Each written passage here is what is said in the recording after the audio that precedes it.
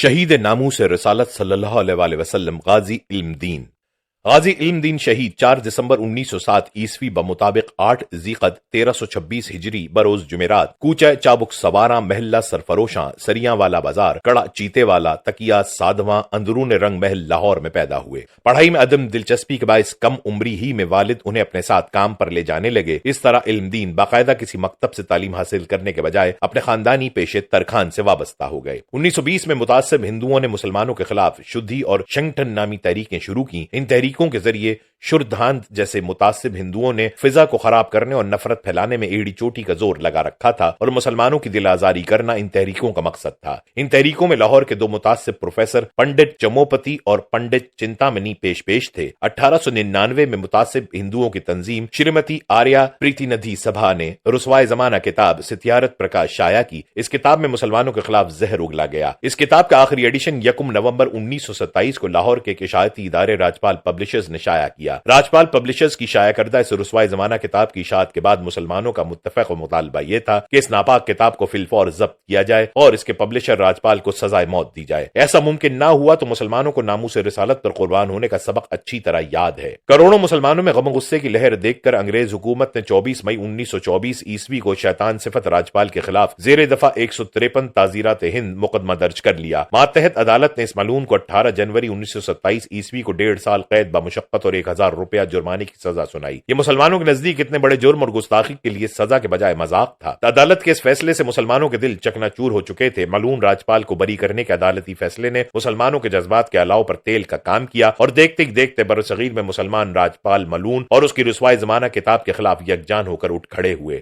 یوں احتجاجی جلسے اور جلوسوں کا ایک زبردست اور منظم سلسلہ شروع ہو گیا۔ دنیا بھر کے مسلمان اس ملعون کو واصل جہنم کرنے کی سعادت حاصل کرنے کی خواہش دل میں لیے لاہور کی طرف بڑھنے لگے۔ اپریل 1929 عیسوی کو علم دین صبح سویرے اٹھے، نہا دھو کر صاف ستھرا لباس زیب تن کیا، خوشبو لگائی اور سر پر گلابی رنگ کا رومال رکھا۔ لوہا بازار اس زمانے میں آتما رام کباڑیے کی دکان کے نام سے مشہور تھا۔ علم دین نے ملعون راجپال کو واصل جہنم کرنے کی غرض سے چھری یہیں سے لی۔ یہ تیز دھار چھری 13 انچ لمبی تھی۔ علم دین کے وہاں پہنچتے ہی قدرت ملعون راجپال کو اپنے انجام تک پہنچانے کے لیے کھینچ لائی تھی۔ علم دین دیکھ رہا تھا کہ راجپال ایک کار سے اتر رہا ہے۔ راجپال گاڑی سے اتر کر دکان میں اپنی کرسی پر بیٹھا ہی تھا کہ اس دوران علم دین بھی اس کی دکان میں داخل ہو گیا۔ اس وقت راجپال کے 2 ذاتی ملازم بھی وہاں موجود تھے۔ اس وقت راجپال کا ایک ملازم کیدار ناتھ تو پچھلے کمرے میں کتابیں رکھنے چلا گیا، جبکہ دوسرا بھگت رام راجپال کے پاس ہی کھڑا رہا۔ علم دین نے اندر آتے ہی پوچھا راجپال کون ہے؟ تو راجپال سہمے ہوئے لہجے میں بولا میں راجپال ہوں، کیا کوئی کام ہے؟ اس پر علم دین نے بجلی کی سی تیزی سے 13 انچ لمبی چھری اس کے سینے میں گھونپ دی اور راجپال کا کام تمام کیا۔ ملعون راجپال کے قتل کے بعد علم دین نے گرفتاری دے دی تھی اور یہ عاشق رسول پولیس کی حراست میں ہونے کے باوجود مطمئن تھا۔ مسلمانوں نے غازی علم دین کو پرجوش خراج عقیدت پیش کرنے اور اس کے خلاف درج شدہ مقدمے کی پیروی کے لیے مسلمان وکلاء پر مشتمل ایک کمیٹی بنائی، جس کا نام غازی علم دین ڈیفنس کمیٹی رکھا گیا۔ اس کمیٹی کے سربراہ بیرسٹر ڈاکٹر علامہ محمد اقبال تھے۔ مئی 1929 عیسوی سیشن کورٹ میں غازی علم دین کے مقدمے کی سماعت کا آخری دن تھا۔ عدالت عالیہ کے فیصلے کے بعد 14 اکتوبر 1929 عیسوی کو صبح سویرے غازی علم دین کو ڈسٹرکٹ جیل میاں والی منتقل کر دیا گیا۔ 31 اکتوبر 1929 بروز جمعرات 26 جمادی الثانی 1348 ہجری کی صبح 4 بجے کے بعد مجسٹریٹ نے غازی علم دین سے ان کی آخری خواہش دریافت کی تو انہوں نے 2 رکعت نماز شکرانہ ادا کرنے کی اجازت طلب کی۔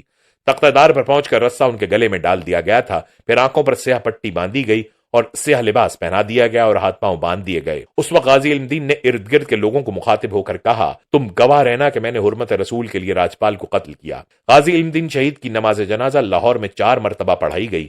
شہید ناموس رسالت کی جنازے میں تقریباً 6 لاکھ مسلمان شریک ہوئے۔ مولانا سید دیدار علی شاہ الوری اور علامہ اقبال نے شہید کی میت کو اپنے ہاتھوں سے لحد میں اتارا۔